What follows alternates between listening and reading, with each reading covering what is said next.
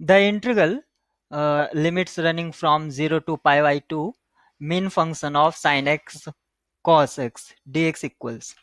तो यहाँ पर इस ये जो फंक्शन दिया गया है जिसको हम मिन फंक्शन कह रहे हैं यानी कि minimum function of sine x cos x, और जो एक्स वेरी कर रहा है वो 0 से पाई बाई 2 पर कर रहा है। तो यहाँ पर इसका इंटीग्रल क्या होगा ये हमें फाइंड आउट करना है। तो इसके इंटीग्रल को देखने के लिए सबसे पहले हमें यहाँ पर जो ये इंटीग्रांड फंक्शन दिया गया है, ये जो हमें दिया गया है इंटीग्रांड फंक्शन, तो इंटीग्रांड फंक्शन का हम ये देख लेते हैं कि आखिर मिन फंक्शन यहाँ पर क्या है। मिन of sine x comma cos x. तो सबसे पहले हम इसको ऑब्जर्व करेंगे और उसके ऑब्जर्वेशन के बाद ही हम इसको बताएंगे। तो सबसे पहले जो हमें यहाँ पर साइन और कोस दे रखा है उसका हम ग्राफ देख लेते हैं। तो अगर ये कोई पॉइंट है, अगर ये कोई पॉइंट है जीरो, अगर इसका मैं ओरिजिन डिफाइन कर दूं जिसको ये यहाँ पर, तो ये इसका ओरिजिन हो गया ये वाला पॉइंट। तो आप देखेंगे जो x की जो मुझे रेंज दी गई है वो 0 से पाई बाई 2 दी गई है। तो यहाँ पर ये 0 है मेरा और ये मेरा यहाँ पर पाई बाई 2 है। आप यहाँ पर ये देख सकते हैं, यहाँ पर ये 0 और पाई बाई 2। तो आप यहाँ पर ये देखेंगे ये पॉइंट ऑफ इंटरसेक्शन हो गया है जहाँ पर दोनों जो कर्व्स हैं, ठीक है, इसको देखने की जरूरत नहीं है। अब हमें यहाँ पर देखना है जो 0 से राइट में जा रहा है, तो ये पॉइंट ऑफ इंटरसेक्शन हो गया है और इस पॉइंट ऑफ इंटरसेक्शन पर ही दोनों कर्व, यानी कि जो आपका रेड है, जो रेड कर्व है वो आपको दिखा रहा है साइन एक्स का ग्राफ, और जो आपको ग्रीन है वो आपको दिखा रहा है कोस एक्स का ग्राफ। और इसके डोमेन तो आपको पता ही है एक्स का डोमेन क्या है, यानी कि एक्स कहाँ से बिलोंग कर रहा है।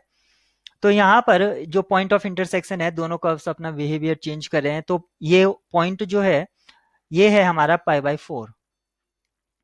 तो 0 से मैं इसको थोड़ा नीचे कर लेता हूँ। 0 से पाई बाई 4 के बीच में यहाँ पर आप देखेंगे जो रेड है वो आपका साइन फंक्शन है। तो यहाँ पर मिन फंक्शन रहेगा, ये मिन मिन क्या रहेगा, साइन फंक्शन रहेगा, और इसकी जो रेंज होगी 0 से पाई बाई 4। लेकिन पाई बाई 4 से पाई बाई 2 के बीच में जो मिन फंक्शन रहेगा आपका साइन और कोस में, तो आप यहाँ पर देखेंगे तो ये ग्रीन वाला है यहाँ पर, क्योंकि ग्रीन जो है रेड कर्व से बिलो है। तो यहाँ पर कोस रहेगा आपका। तो अब जो आपसे पूछा गया था, यहाँ पर जो आपसे पूछा गया था मिन of sine x cos x, तो ये अब आपका थोड़ा ट्रांसलेट हो गया है ये क्वेश्चन आपका कुछ इस तरह से कि इसकी जो, क्योंकि जो डोमेन है वो कंटिन्यूअस है तो मैं इसको ब्रेक कर सकता हूँ डेफिनेट इंटीग्रल की प्रॉपर्टीज का यूज करके। यानी कि जो आपकी जो रेंज थी 0 से पाई बाई 2, इसको मैं इस तरह से ब्रेक कर देता हूँ 0 से पाई बाई 4 और पाई बाई 4 से मैं पाई बाई 2 ले लेता हूँ यहाँ पर। तो ये आपकी रेंज हो गई है। तो इस तरह से मैंने इसको ब्रेक कर दिया है, या इसको भी यहाँ पे इंक्लूड कर सकते हैं ऐसे क्योंकि यहाँ पर डेफिनिट है।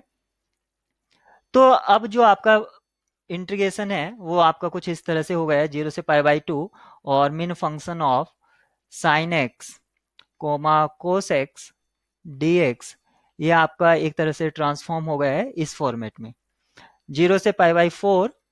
और मेन फंक्शन 0 से पाई बाई 4 के बीच में क्या था, हमारा साइन था। तो sine x d x plus pi by 4 से पाई बाई 2, यहाँ पर जो मेन फंक्शन था आप यहाँ पर देख सकते हैं। मैं इसको कलर चेंज कर लेता हूँ, ये जो आपका है जिसको मैंने अभी ब्लू से किया, यहाँ पर जो मेन फंक्शन है पाई बाई 4 से पाई बाई 2 पर वो कोस एक्स है, कोस एक्स डी एक्स। अब सिर्फ मुझको इसको इंटीग्रेट करना है। तो साइन एक्स का जो इंटीग्रेशन होता है वो माइनस ऑफ कोस एक्स, और इसकी जो लिमिट होगी वो क्या होगी 0 से pi by 4 plus cos x का जो इंटीग्रेशन होता है वो साइन एक्स, और इसकी लिमिट पाई बाई 4 से पाई बाई 2। बस मुझे इसमें लिमिट पुट करना है और लिमिट पुट करते ही मुझको इसका आंसर मिल जाएगा। तो यहाँ पर अगर मैं लिमिट पुट करता हूँ pi by 4 cos pi by 4 यानी कि 45, तो ये हो जाएगा माइनस ऑफ 1/√2 और कोस 0 1 होगा तो माइनस ये 1 हो गया, प्लस यहाँ पर आप देखेंगे साइन 90 का वैल्यू आपका 1 होता है, तो 1 माइनस और साइन पाई बाई 4 यानी कि 1/√2, ये आपका हो गया है। सिर्फ अभी यहाँ से मुझको जो है अ, जो सिंप्लीफाइड फॉर्म है सिर्फ वो देखना है। तो ये है -(1/√2 + 1) और यहाँ भी ये +1 -(1/√2).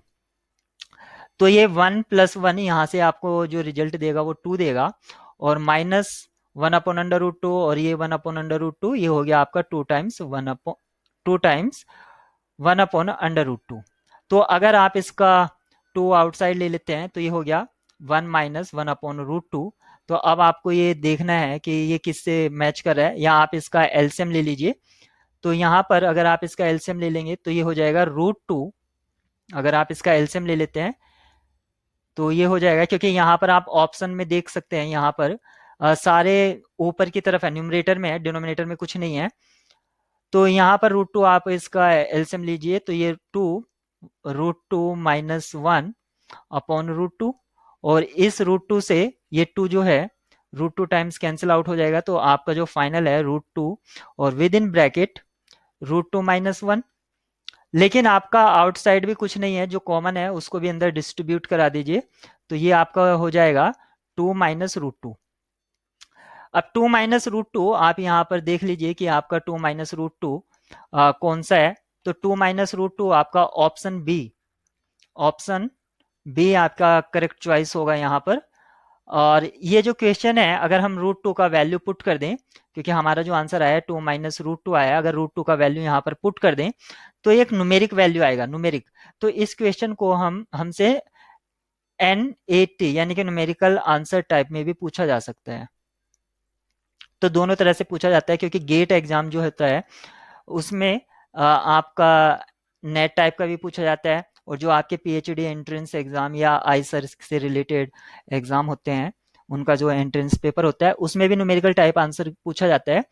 तो ये एक ऐसा है कि इसको एमसीक्यू, एमएसक्यू या नेट तीनों तरह में पूछा जा सकता है, क्योंकि इसका न्यूमेरिक आंसर आता है। तो इसको आप हमेशा इस टाइप के जो क्वेश्चन होते हैं उसको हमेशा प्रैक्टिस करना चाहिए, और ये बहुत ही आसान टॉपिक भी होता है। इसलिए ये हमारे एक तरह से जो रैंक होती है, जो रैंक बनती है, उसको सिक्योर करने में हमें हेल्प करते हैं।